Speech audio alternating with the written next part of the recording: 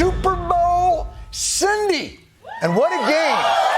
What a game it was. Man, if you like high-scoring contests where the outcome is in doubt till the final suspenseful climactic seconds, this was not the game for you. Slow, grinding. It nearly took all the fun out of watching the Patriots lose.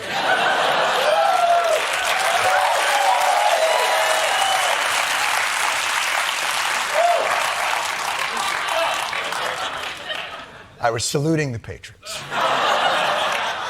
in their one-year rebuild. But you know what? At least we had our snacks. That's what's the important part. I'll be honest with you. I went with the whole shebang. 6-foot hoagie, wings, nachos, queso, hot and cold running Budweiser. Am I missing any of the classics? What would you have as a Super Bowl snack? I am on a carnivore diet, so I just eat meat and ferments.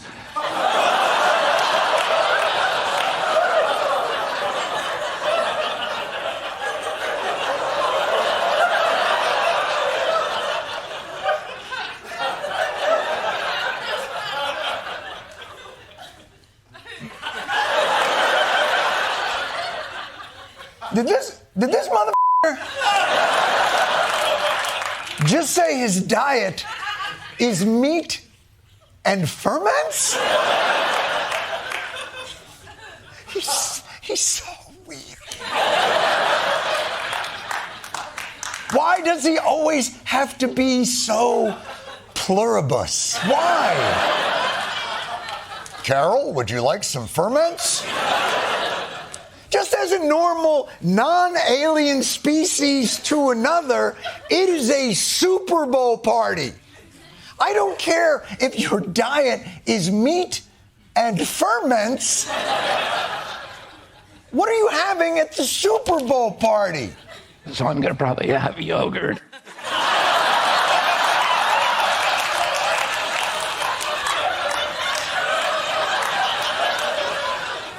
You're gonna have yogurt for the Super Bowl. For the Super Bowl, you're having yogurt. You eat meat and ferments, and for the Super Bowl, you went ferments.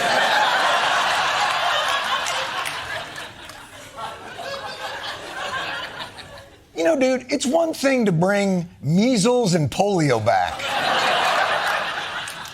But I think I speak for the entire nation when I say, if you ever show up at my Super Bowl party with a tub of yogurt, you couldn't just muster up a little trunk bear jerky? Like, what? But even though the game was a grind, your weird friend brought you a 6-pack of yogurt, at least we all have the halftime show. This year, I love it. Yeah. Sponsored this year by Ferments. It puts the fart in RFK. This year's Super Bowl halftime show starred Benito Antonio Martinez, Bad Bunny Ocasio. And he was out there and delivered a performance that was, as they say in Puerto Rico, quite good. Mr. Bunny killed it, despite being trapped in an escapable sugarcane hedge maze. He had Lady Gaga. He had Ricky Martin. He had The Mandalorian. He threw a wedding. He held a Model UN. And he even had the time to make a Con Ed service stop mid-concert. It's okay. He did it all. Just reboot the box and enjoy. De nada. It was joyful and infectious and the single worst halftime show in NFL history. Right. I forgot. For a significant portion of Americans, everything that happens must uniformly be filtered through a particular MAGA-centric worldview and judged on how well it conforms to that traditional vision, which doesn't include knowing where the biblioteca is. To get up there and perform the whole show in Spanish is a middle finger to the rest of America. The majority of people in the audience had no idea what was being said. Is it too much to ask to put it in English? Not one word of English? Yeah. Not one word of English? One word!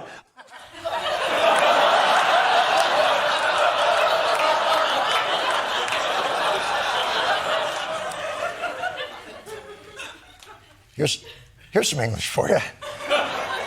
Who put Thanos over here in the air fryer?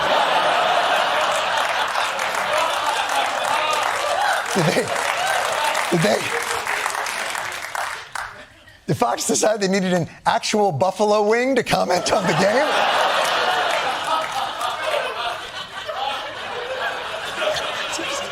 Dude, seriously, we all like to get sun, but I mean, I'm no dermatologist, but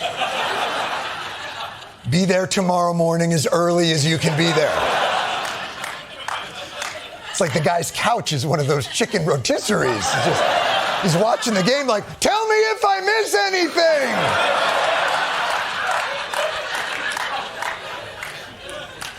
I've got like 10 of these. Seriously, how many glizzies do you gobble before you become one?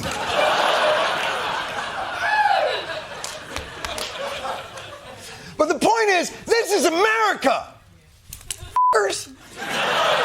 This is the Super Bowl. Is it too much to ask for a halftime show that this great nation can enjoy in its mother tongue? It's why the good people at TP USA went through the trouble of putting on an alternative, all-American halftime show that celebrated this beautiful country in the King's English we all share.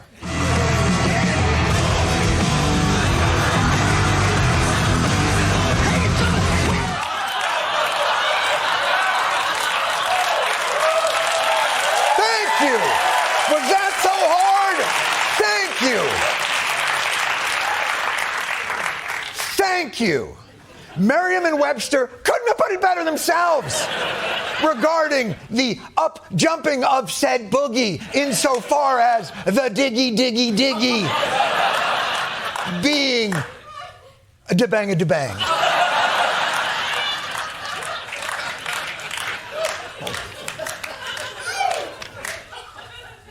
I got that right.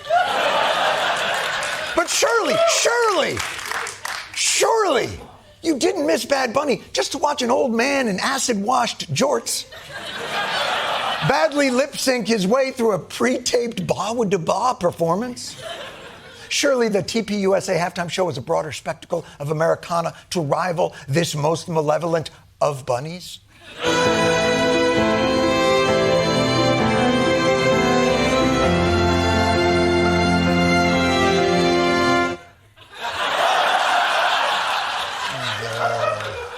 Looks like somebody dipped into the ferments.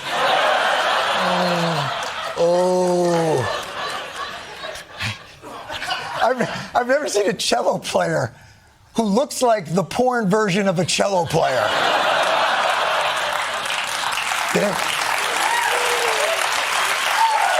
Bom chicka bom.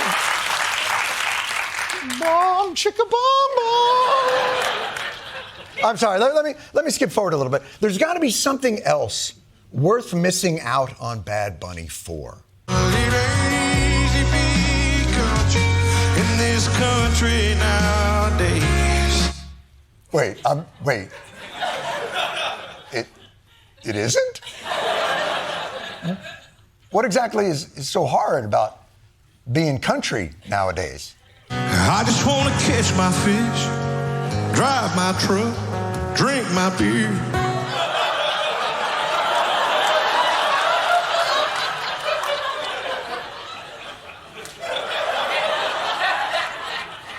So far, it sounds relatively easy.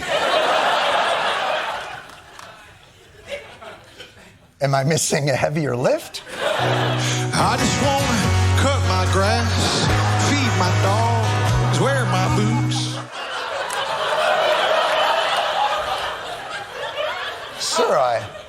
Sir, again, I must insist. All of these seem like achievable goals. I mean, you're wearing boots right now. What exactly is it about being country that is so difficult? If I tell my own daughter that little boys ain't little girls.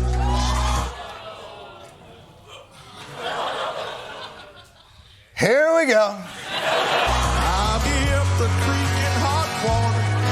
This can't see your ass world.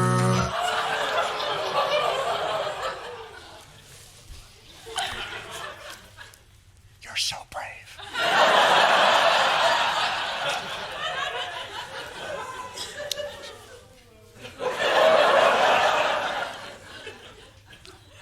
People throw the word hero around. But this is a bold opinion to hold in your genre, sir. Really risking it all going up against country music's trans cartel. By the way, also, if you did get canceled, really more time for the fishing and the mowing and the truck beer drinking, and if I could just remind you, really just the important thing, feeding the dog. Again, I can't stress this enough. In the song, between the beer and the boots and the fishing, really just feed your f***ing dog. Every day, sir. I know it's hard. But you know what? There was a bigger reason why TPUSA had to do their own halftime show, because the NFL's halftime show failed its one true mandate. Doing a halftime show in all Spanish is not unifying. The Super Bowl halftime show divided in a time that's supposed to be a unifying moment. They could have found somebody more uniting. Why the f*** is it the Super Bowl halftime entertainer's job to unify the country? In what world is that their job? Oh, isn't there another person whose job description is much more along those lines? Let me ask you a question. Let me ask. Don't make me get my yogurts. What did that person do to unify the country? In a social media post, President Trump mocked Bad Bunny's performance, calling it, quote, absolutely terrible, one of the worst ever.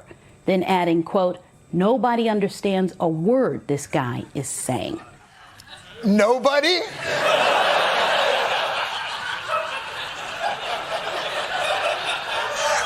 I love that he thinks Bad Bunny is the one guy in the world that's fluent in Spanish. Nobody understands, it's a dead language. You know, the right has a lot of balls complaining that Bad Bunny didn't do enough to unify this country when you only found out a few days ago that Puerto Rico is a part of it. And before you get...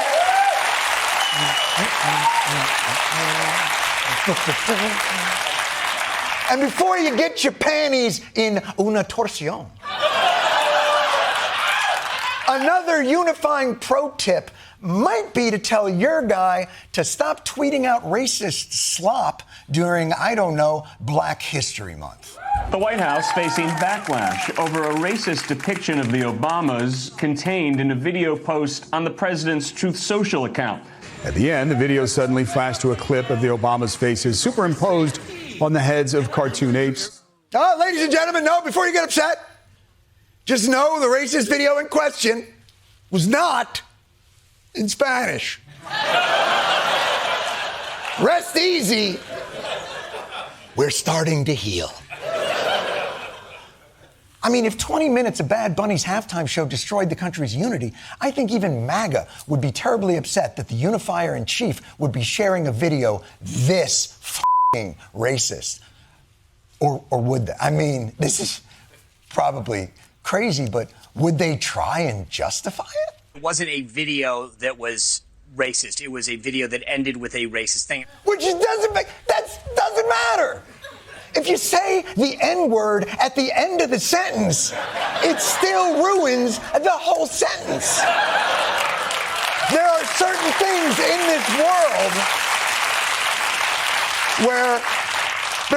this world where placement is less important than presence. Oh, I don't have gonorrhea. The tip of my penis has gonorrhea. You're gonna judge my entire penis by the gonorrheic tip? Who's the racist now?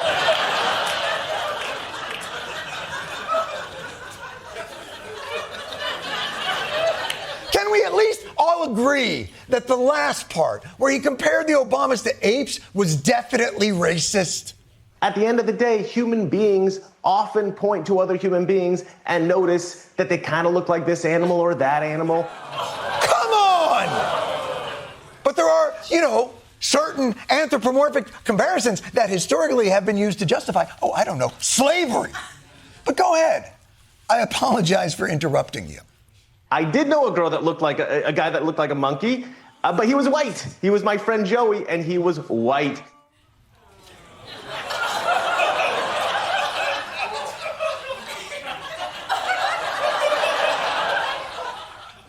So in terms of racist justifications, he's blown right past the I have a black friend and moved right into the I have a white friend who looks like a monkey. And poor Joey. Poor white friend Joey. What a way to find out you've got resting primate face.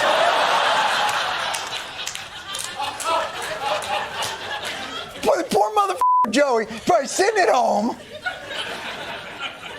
watching his friend on television, picking nits out of his wife's hair.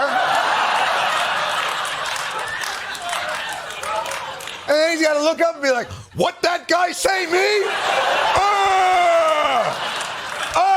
Joey mad. Joey throw poop at TV. Joey throw poop and jerk off and throw semen and poop and then semen and then poop.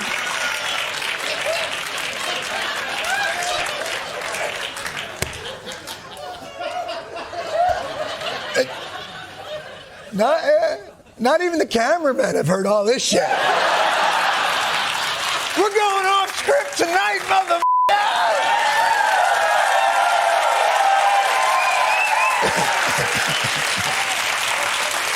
I gotta tell you, this video was so bad, there were actual Republicans who criticized it. Senator Tim Scott of South Carolina, the Senate's only black Republican, calling the president's post the most racist thing I've seen out of this White House. Wow. By the way, Tim Scott's face, that is the face almost all Republicans make in private when they've been told what Trump said. But seriously, though, Senator, is it the most racist thing that's come out of this White House? Well, survey says it is. Congratulations. You've won the opportunity to probably have to say this shit again next week. But Tim Scott's criticism forced the president to delete the video, which puts the president in an uncomfortable position, a Sophie's choice. He deleted the video. Does he admit that he's racist? Or does he admit that he just made a simple mistake? Let's see how he threads the needle. Mr. President, a number of Republicans are calling on you to apologize for that post. Is that something you're going to do? No, I didn't make a mistake. So we're going with racist. But of course, in the example of a performer you don't particularly care for, the upset is justified. But in the example of the President of the United States sharing a racist meme, well, get over yourselves. Press Secretary Carolyn Leavitt said, and I quote, "Please stop the fake outrage and report on something today that actually matters to the American public." Which is f***ing crazy. Because at this point in the MAGA movement, all they have is fake outrage. Olympic outrage. American freestyle skiers are facing backlash following controversial comments made about representing the U.S. What many call anti-American rhetoric. I'm disgusted by it. It's so upsetting. It's so inappropriate. This guy hates his country. He's clearly ashamed to be wearing the flag. Go back home to Oregon in this case and march with Antifa. What? Sir, think this through. Do you want our nation's greatest athletes joining Antifa? What? This is not the solution. You think, sir, you have abs of steel and powerful glutes. Grab a black bandana and get in the fight.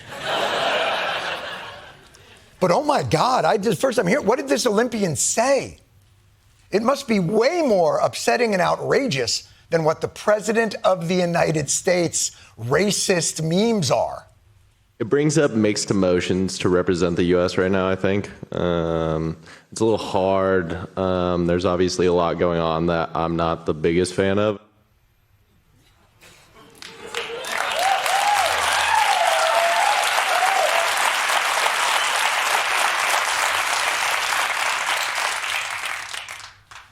That's the hate mongering. That's the most laid back mongering. That was like the hacky sack of political condemnation. It's like, bruh, I feel like right now, the country shouldn't be swag, it should be diggity dank. And by the way, MAGA, you want to hear the good, straight up anti-American shit? Talk to your boss. Our country is now a cesspool. We are a nation in decline. We're in a failing country. We're in a country that's being laughed at. We're a dumping ground. We're like a garbage can. Our country is going to hell. We have blood, death, and suffering on a scale once unthinkable. A third world hellhole ruled by censors, perverts, criminals, and thugs. I mean, after reading the Epstein files, it's hard to argue with the last part. That part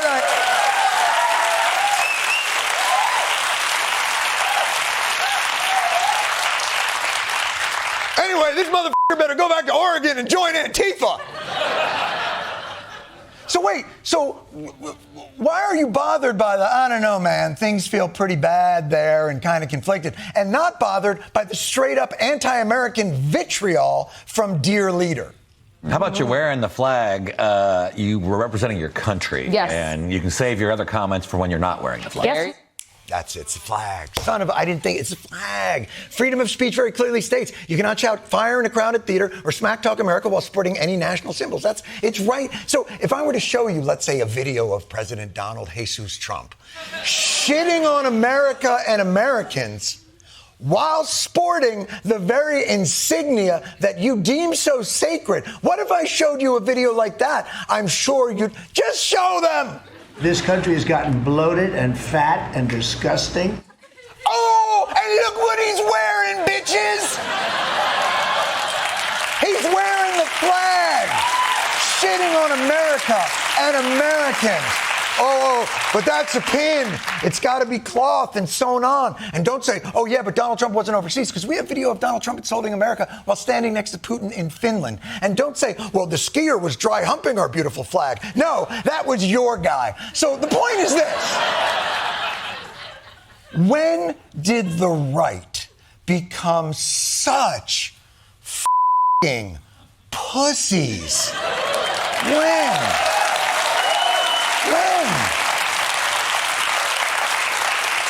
Remember 2017? Remember what you hated about liberals? Oh, perpetually offended, safe spaces, censoring free speech, culture of victimhood. Remind you of anyone? I can't go 15 minutes without listening to country music. I need a separate show. Oh, that skier triggered me. I can't sleep.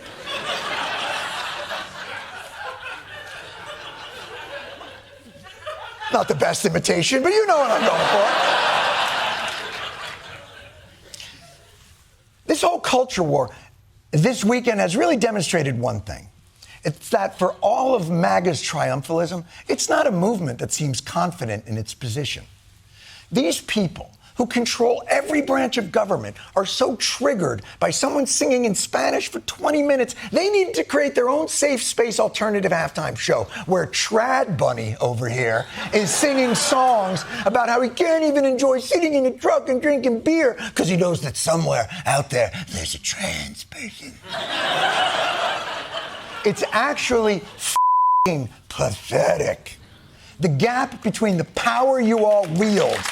I'm not done! The gap between the power you all wield and the victimhood you all claim is the real offense. If you didn't actually have the power to do so much damage in our country, I think we all dismiss it as a weak and pathetic pity party. That's what you're throwing. What kind of snacks would you have at a weak and pathetic pity party? I'm gonna probably have yogurt. That's right. We are now well into season 5 of the Epstein files, and it's not ending anytime soon. Over in England, they've already demoted Prince Andrew down to street urchin Andrew. But the people still want more.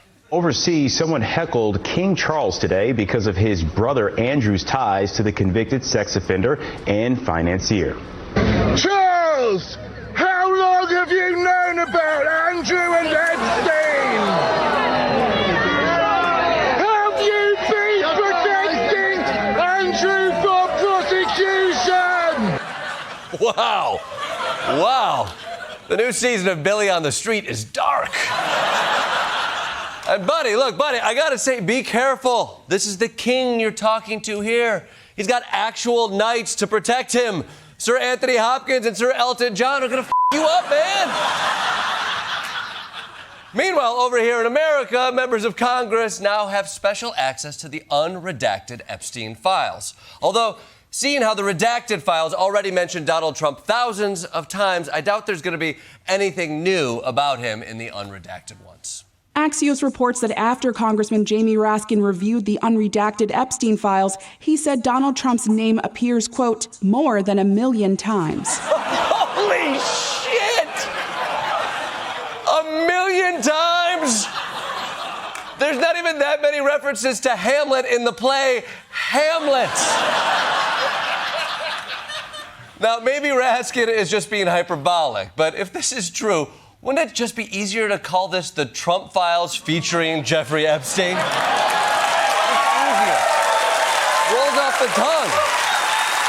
I mean, just think about the effort it took Trump's Justice Department to redact his name that many times. It's like trying to remove the P from the water park. At this point, you just need to accept that it's in there and try not to think about it. But Donald Trump isn't the only member of the administration in the hot seat. So is Howard Lutnick, Commerce Secretary and dad of a family staying at the White Lotus. Now, a while back, he went on a podcast and he explained how he lived next door to Jeffrey Epstein, went to his house once in 2005, got the ick, and never saw him again. My wife and I decided that I will never be in the room with that disgusting person ever again. A one and absolutely done. One and absolutely done. I commend you, Howard, for your moral clarity. I mean, just to be crystal clear, there was no part of you that was even just a little bit curious about Jeffrey Epstein? It's gross. The guy's gross. Right with my wife. He's gross. The guy's gross. It's gross. He's gross. You're right. And if a man who works every day next to Stephen Miller thinks you're gross, wow, that is truly saying something. And so, with his conscience clear, Secretary Lutnick carried his innocent heart to the Senate this morning to testify on broadband deployment. Senator Van Hollen, I see you have a question perhaps about a fiber optic cable. Why did the Epstein files show you coordinating a meeting and planning a visit with Jeffrey Epstein on his private island in December 2012? Excuse me, Senator? This is Howard one and done Lutnick you're talking about here. There's no way that 7 years after saying he would never see Epstein again, that he visited him on his private island. Okay, Howie, set this guy straight. I did have lunch with him as I was on a boat going across on a family vacation. Oh, Howie! You're breaking my heart. What was it all the one and the done and the gross and the gross? Was eating with a sex criminal your only option for lunch, Howard? You couldn't have tried making a PB&J just once? And the fact that you went there on a boat makes it so much worse. I mean, if you ran into him at a Potbelly's and he said, sit down, I would understand. But you actively navigated a ship towards the man. You're on there shouting, Captain, raise the sails and set a course for Pedophile Island. Howard, look, man, I don't think I could be more disappointed in you. My wife was with me, as were my 4 children and nannies. Howard! I went to Epstein Island, but don't worry, I brought my kids. Isn't the excuse you think it is. Good God. Man. I hate to ask it. I hate it. Howard, I mean, come on. What happened on that island? We had lunch on the island. That is true, for an hour, and we left with all of my children.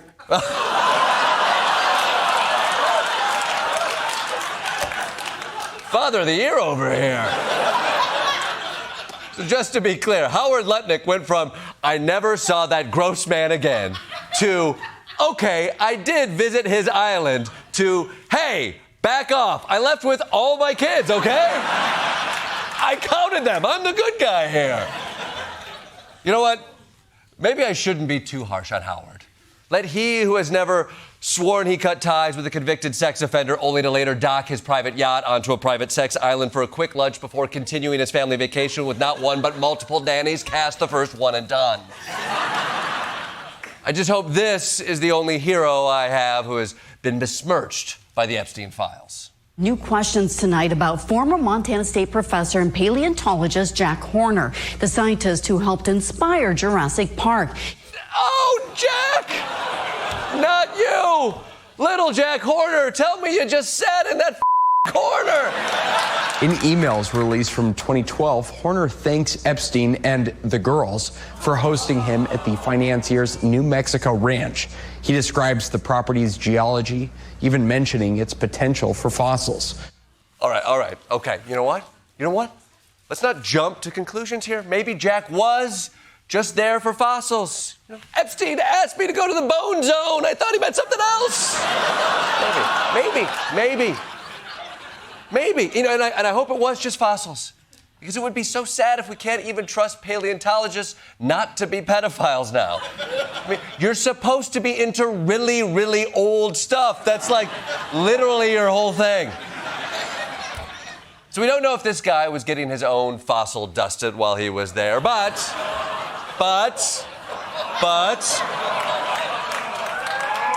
don't make it, you're making it dirty. But let me remind you that this is not the only connection Epstein had to dinosaurs, nor is it the weirdest.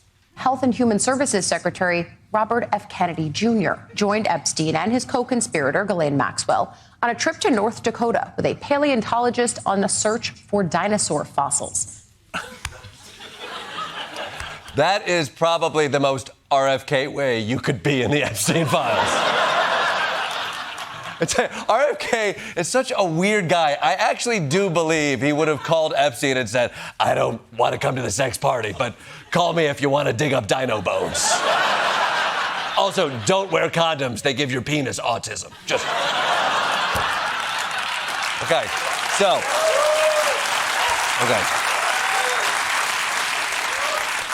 So, now, the question is, how will the fossil hunting community respond to these revelations? The paleontology convention DinoCon has announced they are banning anyone with ties to Jeffrey Epstein from attending their events. Whoa! Yeah! All right! That's right, everybody. Finally, some accountability at DinoCon. Just like we've always demanded.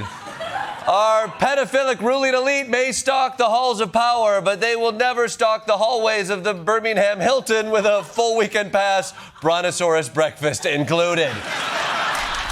Let's kick things off with something uplifting. The Winter Olympics are underway, and if there's one thing I love, it's those post-victory interviews where medal winners from around the world just radiate pure joy. I can't get enough of it. Congratulations so much on Olympic bronze. How are you? It's been the worst week of my life.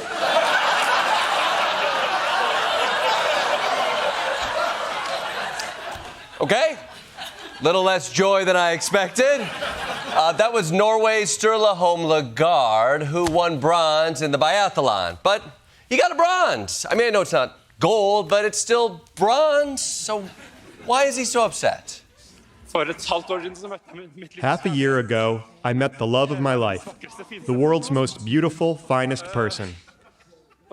And 3 months ago, I made my biggest mistake, which was cheating on her.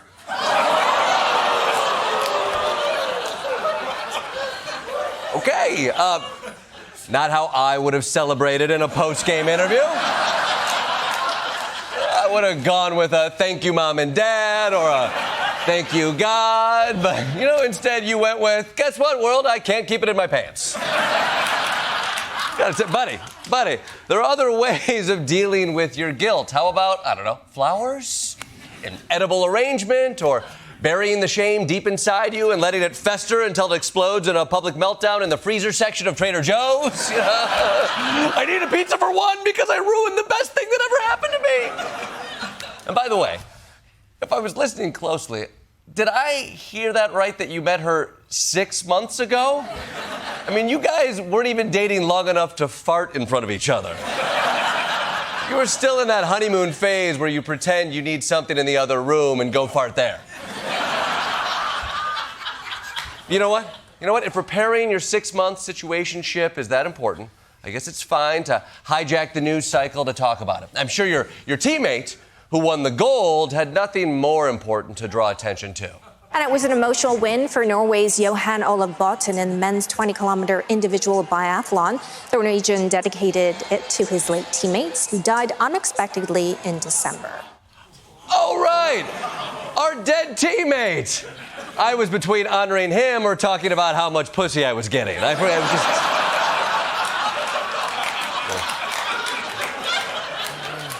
Dude, come on! You hijacked that to try to win back your fling? This is basically like if instead of interrupting Taylor Swift, Kanye had interrupted the In Memoriam segment. You know what? Love is a rocky road sometimes. And if this big display helped our boy get his girl back, it was all worth it. Well, speaking to a Norwegian tabloid, the former girlfriend says it's hard to forgive what he did and that she did not appreciate him making their private issue so public. Shit. Well, you know what? Look at the bright side. You didn't get your girlfriend back, but every woman you date from now on knows you can't go 3 months without cheating. I mean, things aren't going well for you when even Lindsey Vonn is like, this guy's having a bad week. I mean, what a mess. This is why I'm always saying we need to keep men out of men's sports. You don't see the women's teams having this much drama. In the women's 15K individual biathlon, the gold goes to Julia Simone of France. Last fall, she was found guilty by a French court of theft and credit card fraud and given a 3-month suspended prison sentence after stealing the credit card numbers of a teammate. What? What is it about this sport where you voluntarily freeze your genitals off in spandex and shoot guns that attracts so many lunatics? And, and to be fair to her, it's not right to steal, but what do you think skiing with a gun even pays these days? Nobody's hiring. She probably gets 1 or 2 contracts a year to kill James Bond, but that barely covers rent, Moving on to something else going downhill, America. Today, Congress heard testimony from Pam Bondi, Attorney General and woman who stresses everyone out at book club, but it's not worth uninviting her because that'll become a whole thing. Congress had a lot of serious questions for her about everything from ICE to Epstein, and I'm sure she handled them with the grace and maturity we have come to expect from the Trump administration. Are you kidding? I'm going to answer the question the way I want to answer the question. I'm not going to get in the gutter for her theatrics. Can I finish, please? I'm not being rude. Please. I only have... She doesn't say how much money she took from Reid Hoffman, did you? You don't tell me. Yeah, I did tell you because we saw what you did in the Senate. You're a lawyer, not even a lawyer. You're a failed politician, hypocrite. Shame on you. You don't get to reclaim your time. Your time is up. This is so ridiculous. Wow. When you could do something like that in Congress, but when I do it in a Chili's, I get banned for life? To be fair, though, you'd be in a bad mood, too, if you'd spent the last month redacting images of old man generals from the Epstein files. Allegedly.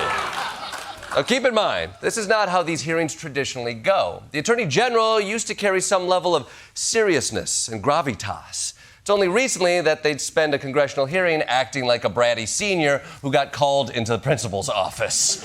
Suck my d***, Principal Gilbert. I already got to ASU. You can eat it.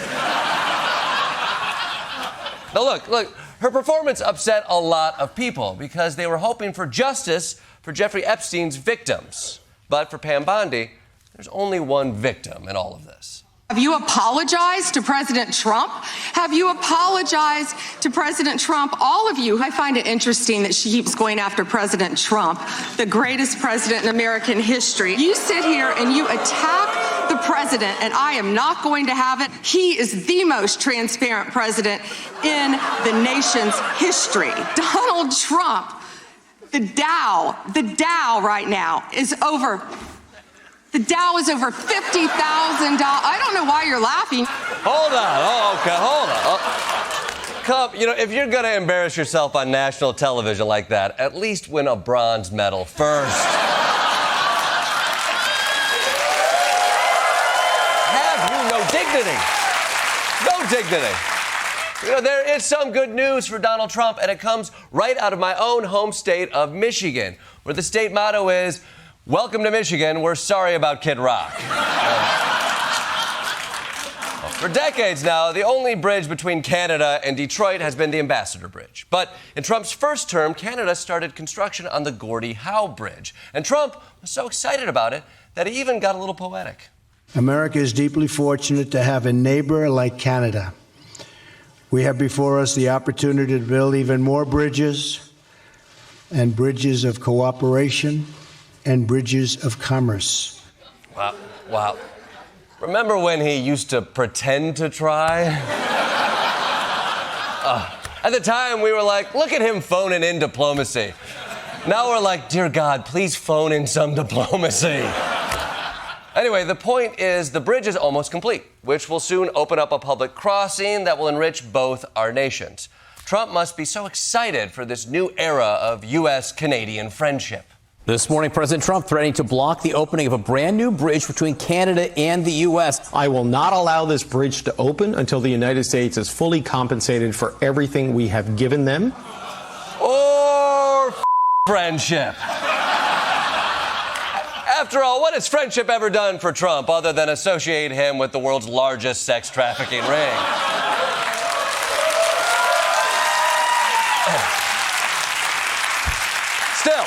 Still, Mr. President, this bridge is a win-win. Canada is paying for all of it, and they're going to share ownership with Michigan. We get a public bridge instead of having to pay tolls to the billionaire owner of the Ambassador Bridge. Why would the president oppose that? The owner of the older Ambassador Bridge, Matthew Maroon, lobbied the Trump administration on the same day the president unleashed his tirade about the Gordie Howe ban. Oh, I see. You were for it. Then one of your donors called you and you immediately turned against it. I mean, say what you want about Trump. He is always transparent with his corruption. You never have to follow the money with him, The money is like, I'm going to Donald Trump, I'll drop you a pin. We are in the thick of awards season, which means only a few more weeks of pretending I saw Hamnet. which I loved, obviously. All the ham and the nets, and when the ham went into the nets, masterfully done.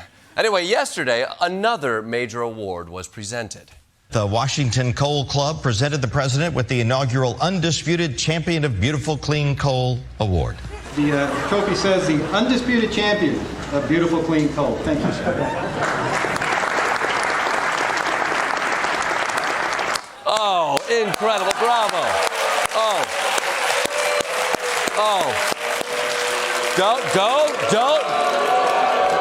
Don't be jealous. Don't dispute the undisputable, you all. Oh, no. Congratulations to Donald Trump on winning the inaugural award for Undisputed Champion of Beautiful Clean Coal. And so soon after winning the inaugural FIFA Peace Prize. And if you're thinking, this guy sure wins a lot of awards that were created just this year for him in particular, you're right. That's why tonight we're proud to present President Trump with the inaugural award for winning the most inaugural awards.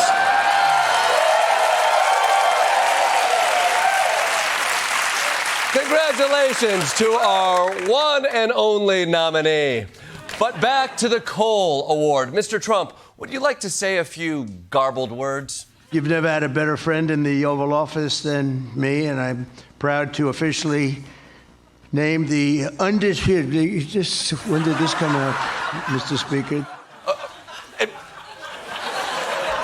Is it really undisputed? Seems like your brain is disputing it as you speak.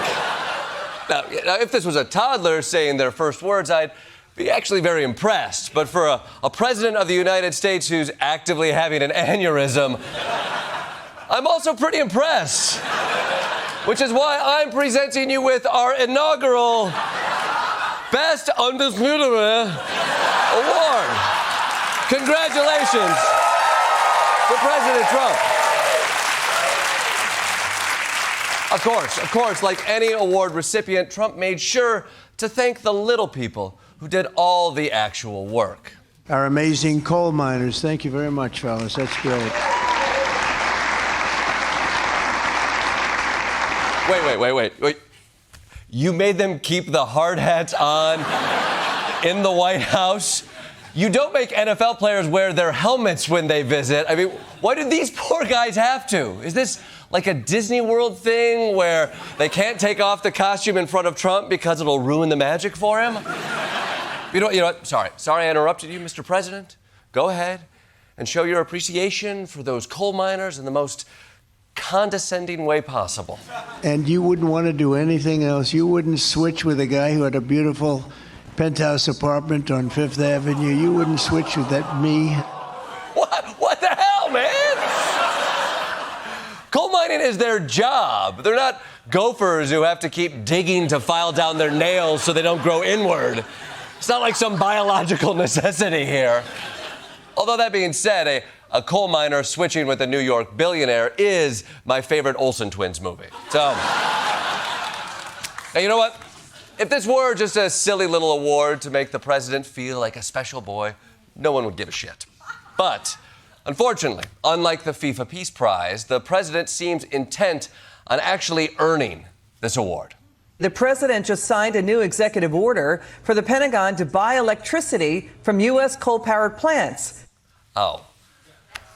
Okay, you know what? I don't know what's worse. The fact that Trump is directing our military to prop up the dying coal industry, or that SEAL Team 6 will now have to travel on coal-powered helicopters. You know, like, Osama bin Laden, just put up your head. just give me a Marco Polo. You know what? You know what, Donald Trump?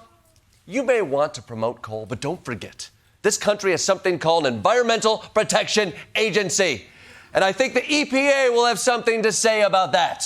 So the president this afternoon just stripped the EPA of its most powerful tool to regulate air pollution and greenhouse gases. God damn it! Where's Captain Planet when you need him? Okay, yep. I'm being told Captain Planet was deported to South Sudan. Shit, okay. Right. All right. Fine. So Trump is killing the EPA's ability to regulate all the worst sources of greenhouse gas emissions. Power plants, cars and trucks, Sean Penn, all of them. It's going to have a devastating impact on human health and the environment. Personally, I'm concerned about this. How do you tell Americans who are concerned that the $1.3 trillion in savings does come at a cost to public health and the environment based on science? I tell them, don't worry about it. Oh, thank God. Because this seems devastating, but if you can't trust the undisputed champion of beautiful, clean coal, who can you trust? Although, you know what? Now that I think about it, are you saying don't worry about it like it's going to be fine, or don't worry about it like what a mobster says while he drives you to an empty field? I mean, Trump clearly doesn't understand the science behind this. Interior Secretary Doug Burgum, can you ease my mind about all the carbon dioxide we're going to be pumping into our already overheated atmosphere? But CO2 was never a pollutant. When we breathe, we emit CO2. Plants need CO2 to survive and grow. They thrive with more CO2. Oh, now I understand. You're a f***ing idiot. Okay. Look, nobody is saying CO2 shouldn't exist. The amount is the issue. We need water to live, too, but the crew of the Titan submersible is not living extra hard right now.